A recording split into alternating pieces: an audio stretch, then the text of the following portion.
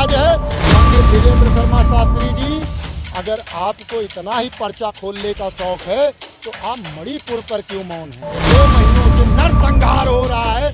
हमारे हिंदू भाई बहन, सिख भाई बहन, मुस्लिम भाई बहन, ईसाई भाई बहन वहाँ बेघर पड़े हैं, उनका घर तोड़ दिया गया है, एक वक्त की रोटी नहीं है। और बीजेपी सरकार की डबल इंजन की सरकार है, डबल इंजन की सरकार है। और बीजेपी के गृह मंत्री अमित शाह जाते हैं, 4 मिनट देकर नजर से नजर मिलाने की हिम्मत नहीं होती है। साल बेमिसाल मित्र हुए मालामाल, मित्र हुए मालामाल।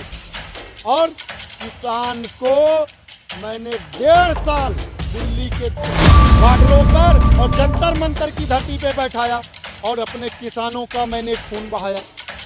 हिंदुस्तान की जनता को 5 किलो राशन पे ले आके डाला। हमारे भारत के लोगों को समझ में आ गई और अब इतना बौखला गए हैं कि प्रहलाद मोदी, जो कि माननीय प्रधानमंत्री जी के, मोदी जी के भाई हैं, और आज पंडित धीरेन्द्र शर्मा शास्त्री के पास जाकर पर्चा खुलवाते हैं। किसका खुलवा रहे हैं? माननीय प्रधानमंत्री मोदी जी का। क्या 2024 में मोदी फिर सत्ता में आएंगे? आपको साम दाम दंड भेद सबके ज्ञाता है, भूत भविष्य वर्तमान सब आप जानते हैं। ये केवल जुमला है। जैसे माननीय प्रधानमंत्री मोदी जी ने अपना जुमला चलाया, 9 साल हिंदुस्तान की जनता को लूटने का काम किया। अब बीजेपी पार्टी ने इनको पोषित हिंदू का चोला पहनाकर और हिंदुओं को डिटेन करने का, उनका ब्रेन करने का काम पंडित धीरेन्द्र शर्मा शास्त्री कर रहे हैं, जो कि ये हमारे देश के लिए बहुत दुर्भाग्य की बात है। आप हिंदुस्तान की जनता को गुमराह मत करिए, आप हिंदुस्तान की जनता को गुमराह मत करिए। गोदी मीडिया तो कर ही कर रही है, गोदी मीडिया का तो जमीर ही मर चुका है। देखिए, बड़े दुर्भाग्य की बात है, आज उत्तर प्रदेश में जहाँ पे योगी आदित्यनाथ जी की सरकार है और जीरो टॉलरेंस सरकार है, वहाँ पे पीछे भी प्रकरण में आप सबने देखा, हिंदुस्तान की जनता ने देखा किस तरह से कोर्ट के अंदर तड़ातड़ गोलियां चलती है। और आज ये कहने में मैं कभी भी पीछे नहीं हटने वाला हूं कि उत्तर प्रदेश में जंगल राज है। योगी आदित्यनाथ जो बोलते हैं कि मैं उत्तर प्रदेश से गैंगस्टर बदमाशों को मैंने खत्म कर दिया, तो एक गलत बात है। ये बीजेपी पोषित बदमाश हैं। और चंद्रशेखर आज़ाद भाई दलित समाज से उभरे हुए एक नेता हैं और वो सड़कों पर निकल पड़ते हैं, लोगों की आवाज़ बनने का काम करते हैं। यूपी में जंगल राज है, बाबा के पोषित गुंडे हैं और जो आम जनता की आवाज उठाने का काम कर रहा है। उसके आने से यूपी सुधर गया है, गुंडा खत्म हो गया, माफिया का अंत हुआ है। भाई योगी जी महाराज जी से मेरा हाथ जोड़ के निवेदन है, पहला तो आपके अंदर कोर्ट में तड़ातड़ गोलियां चलती है, सरे बाजार में किसी नेता के ऊपर गोलियां चलती है, कोई मुलजिम है तारीख पे आ रहा है उसको ऊपर गोलियां चलती है। भरी संसद में योगी आदित्यनाथ महाराज उत्तर प्रदेश सीएम बोलते हैं कि 24 घंटे में मिला देंगे मिट्टी में, और 24 घंटे में क्या प्रकरण हुआ और क्या हुआ, ये हिंदुस्तान की तो जनता। क्या आप चाहते हैं कि गुंडों का राज हो जाए क्या यूपी में? गुंडों की राज नहीं, भारत में लोकतंत्र का राज होना चाहिए। ये जो आज राजतंत्र आज ये कर रहे हैं सत्ता में, कल दूसरा कोई आएगा तो क्या लोकतंत्र? यही भारत हमारा है, यही इसी भारत को हम लोकतंत्र भारत कहते हैं। आज प्रधानमंत्री अमेरिका में जाके क्या बोलते हैं? लोकतंत्र देश से, लोकतंत्र की भारत से हम आए हुए, यही बोलते हैं ना।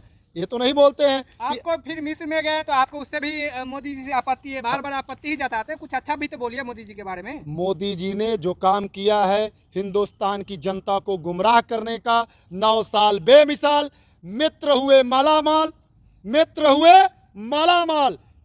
और किसान को मैंने 1.5 साल दिल्ली के बॉर्डरों पर और जंतर मंतर की धरती पे बैठाया और अपने किसानों का मैंने खून बहाया। हिंदुस्तान की जनता को 5 किलो राशन पे ले आके डाला। तो ये हमारे प्रधानमंत्री जी की, मोदी जी की अच्छी बातें हैं जो मुझे बोलने में भी तकलीफ हो रहा है। और भी तो पहले मोदी भक्त हुआ करते थे, तो क्या हो गया? कौन बोल रहा है कि मोदी भक्त हैं? तो हम सनातनी हैं, हम सनातनी हैं और सनातन के मार्ग पे जो चलेगा उसका साथ देते हैं। जो भारत के बनाए हुए प्रभुता पे चलेगा उसका साथ देते हैं, और जो हमारे भारत को खंडित करेगा उसका विरोध करेंगे। तो प्रधानमंत्री मोदी पहले सनातन की बात करते थे, हमारे भारत की बात करते थे, आज उनकी कूटनीतियाँ हमारे भारत के लोगों को समझ में आ गई और अब इतना बौखला गए हैं कि प्रहलाद मोदी, जो कि माननीय प्रधानमंत्री जी के मोदी जी के भाई हैं, वो आज पंडित धीरेन्द्र शर्मा शास्त्री के पास जाकर पर्चा खुलवाते हैं। किसका खुलवा रहे हैं? माननीय प्रधानमंत्री मोदी जी का। क्या 2024 में मोदी फिर सत्ता में आएंगे? ये मोदी आ रहा है, धीरेन्द्र शास्त्री पर्चा भी खोल दिया है, भविष्यवाणी कर दिया है। पंडित धीरेन्द्र शर्मा शास्त्री जी, अगर आपको इतना ही पर्चा खोलने का शौक है तो आप मणिपुर पर क्यों मौन हैं? पंडित धीरेन्द्र शर्मा शास्त्री जी, अगर आपको पर्चा खोलना है तो हमारे जो हिंदू भाई बहनों के साथ नरसंहार हो रहा है मणिपुर में, आप मणिपुर क्यों नहीं जा रहे हैं? आप वहाँ के लोगों को संतुष्ट क्यों नहीं कर रहे हैं? आप तो साम दाम दंड भेद सबके ज्ञाता है, भूत भविष्य वर्तमान सब आप जानते हैं।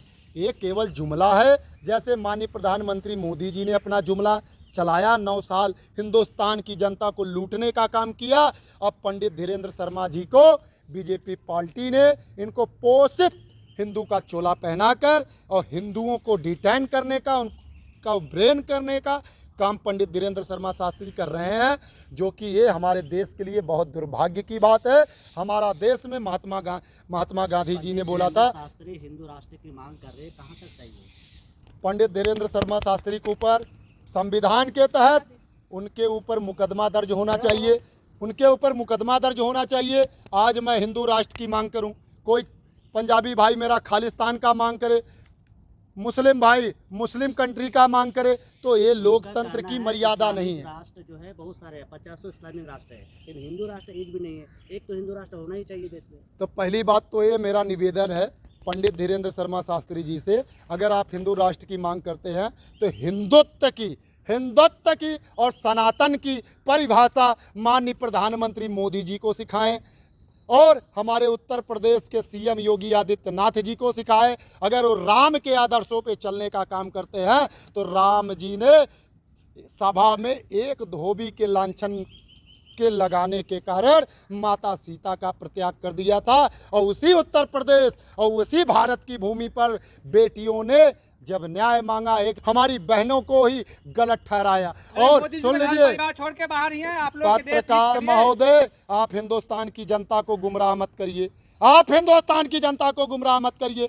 गोदी मीडिया तो कर ही कर रही है, गोदी मीडिया का तो जमीर ही मर चुका है, और जमीर गोदी मीडिया का नहीं, बीजेपी के सत्ता में बैठे हुए सभी ने। माननीय राहुल गांधी जी मोहब्बत की बाजार, मोहब्बत की दुकान मणिपुर में लगा रहे हैं, तो आज वो तो जा रहे हैं वोट मांगने के लिए।